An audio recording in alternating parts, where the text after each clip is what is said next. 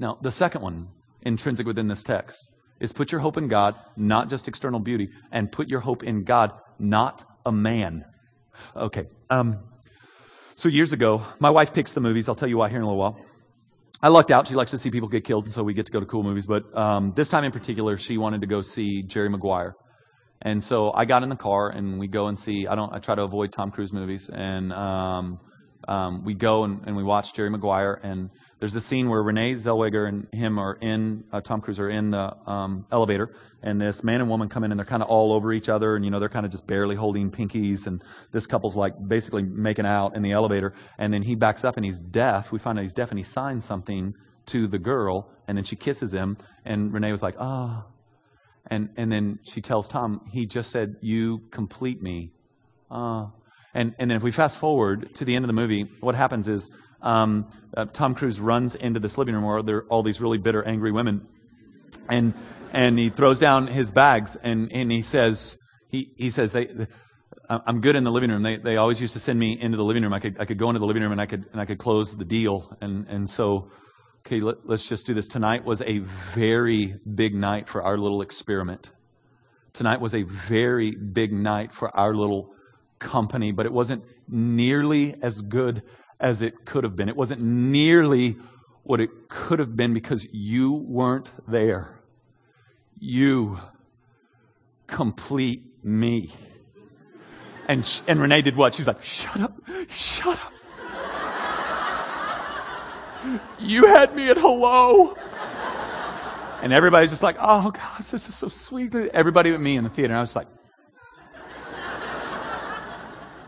that idea, look at me.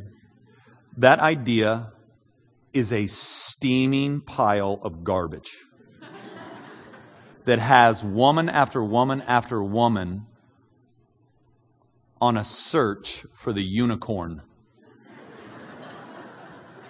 The Oompa Loompa. Snipe hunting. Yeah. I'll be very honest, and I've said this on the Saturday night service, literally someone gasped when I said it. Can I be really just straight with you? My wife, Lauren, she's just a girl. And I could be married to another woman and be happy. Do you know how I know she's the one for me? Because I'm married to her. That's how I know. If I was married to someone else, they would be for me. See, in this idiot ideology that we've created with our movies and with our, like if one person marries the wrong person, doesn't that jack it up for everybody? Because that means, okay, let's just be honest. Come on. You buy in, you go see the stupid movies over and over again. Let's be honest.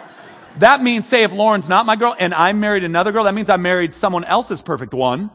Which means now they're forced to marry someone else's perfect one, which now means they're forced to marry someone, and you just do the little map, and what happened is 700 years ago, somebody married the wrong guy, and now we're all in trouble. This is a foolish, ridiculous idea. Look at me. Look right at me. I'm pleading with you on this. I'm just a man, and Lauren's just a girl. I'm just a man. Lauren cannot complete me, cannot fulfill me, cannot make sense of my world. And to expect her to is to put pressure on her that she will be unable to carry, will be unable to sustain, and will be unable to bring any of those things into my life, which will create in me an anger towards her for not doing what she was never designed to do, created to do, or able to do to begin with. So when a woman says, this man will complete me, this man will make sense of my world, this man will make me know who I am, this man will heal my wounds, this man, you are putting weight on a man that he will be unable to sustain. It will only be a matter of time before he develops hobbies to get out from under that expectation. He cannot carry it. Put your hope in God, not men. We're sinners. Like you get that? We're sinners. Which means sometimes on accident and sometimes, God help us, on purpose, we're going to fail you and wound you. Don't ask us to be more than we were designed to be. We will fail you.